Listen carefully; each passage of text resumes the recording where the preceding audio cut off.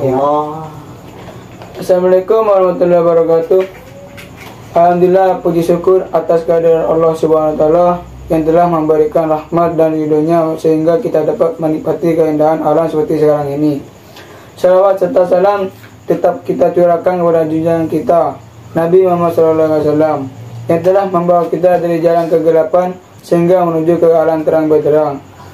Seluruh perintah Allah Subhanahu wa taala kepada umat manusia untuk beribadah memiliki tujuan takziah al-nafs, membersihkan jiwa. Ini penting kita pahami agar puasa Ramadan yang kita jalani bermakna di dalam diri kita.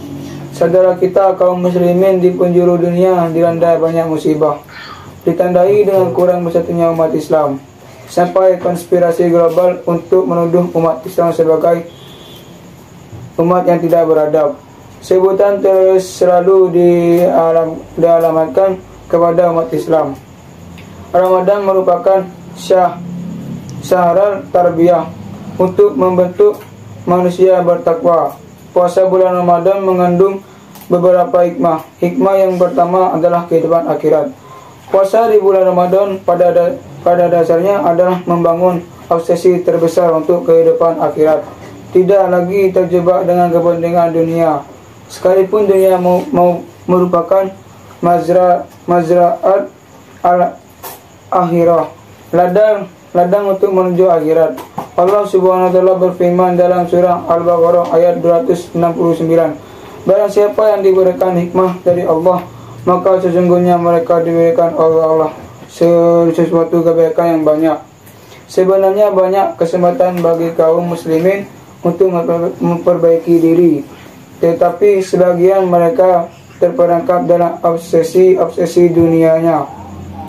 Seseorang yang diberikan kesempatan oleh Allah Subhanahu wa taala untuk memperbaiki diri dan negerinya melalui jabatan yang dimilikinya, justru membuat ia terlena dengan kehidupan dunia ini dan lupa dengan kehidupan akhirat.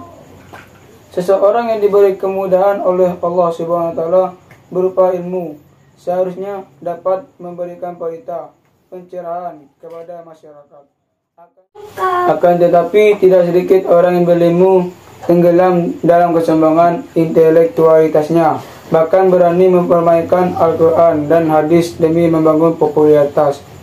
Pada bulan Ramadan ini seharusnya kepentingan akhirat dijadikan sebagai obsesi yang paling besar dalam kehidupan, bukan kepentingan dunia. Kita harus meninggalkan yang haram, syubhat semata-mata demi menuju kehidupan akhirat. Karena itu kaki dan badan kita tidak akan merasa berat mengunjam bumi ketika dipanggil untuk berjihad di jalan Allah Subhanahu wa taala. Kaum muslimin pernah ditegur oleh Allah Subhanahu wa taala karena sebagian dari mereka enggan berjihad di jalannya disebabkan dari menarik dengan kepentingan dunia. Allah Subhanahu wa taala mengingatkan kaum muslimin bahwa dunia dan isinya adalah qalil, sedikit bila dibandingkan dengan kehidupan akhirat. Hikmah yang kedua adalah membangun sensitivitas sosial, membangun kepekaan sosial. Di bulan Ramadan ini kita dididik oleh Allah Subhanahu wa taala untuk menghidupkan al-amal al-jamal, menghidupkan amal kerja secara kolektif dan berjamaah. Bila suatu pekerjaan hanya dilakukan oleh individu-individu, maka kita tidak mungkin dapat menyelesaikan permasalahan di dunia, khususnya di negeri kita ini. Terjadinya kerusakan di bidang ekonomi, budaya maupun politik, ditambah dengan kemerosotan akhlak dan sedikitnya pemahaman akidah terhadap agama, membuat masyarakat kita cenderung melakukan sesuatu yang dapat mendatang nilai-nilai negatif dalam lingkungan masyarakat ataupun negara. Persoalan besar ini hanya dapat diatasi dengan kebersamaan. Seorang penyair mengatakan, kapan sebuah bangunan itu akan tegak berdiri jika kamu sendiri yang membangun sementara orang lain merobohkannya.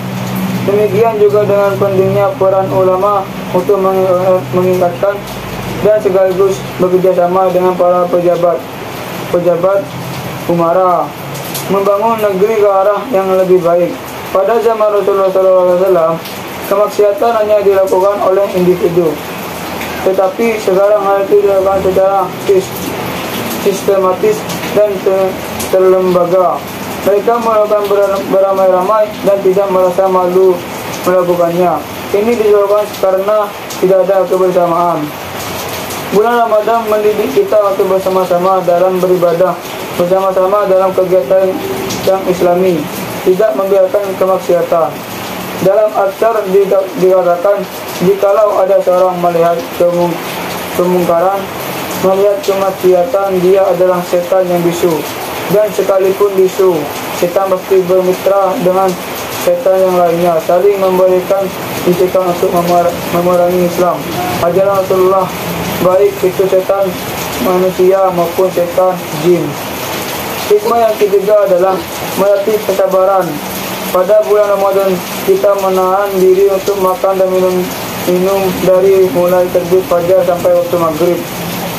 Seandainya seorang muslim dan rakyat Indonesia pada umumnya mampu menahan diri dari perbuatan haram, subhat, bahkan mubah, niscaya akan terjadi perubahan yang signifikan dalam kehidupan berbangsa dan bernegara.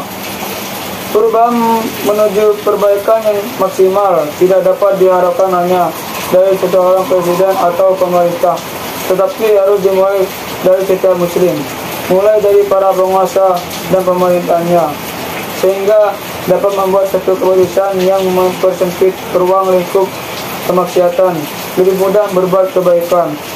Itulah 3 hikmah yang bisa kita petik dari puasa Ramadan. Marilah kita jadikan bulan Ramadan sebagai madrasah, sebagai pusat pendidikan, agar dapat membangun obsesi terbesar kita untuk kehidupan di akhirat nanti.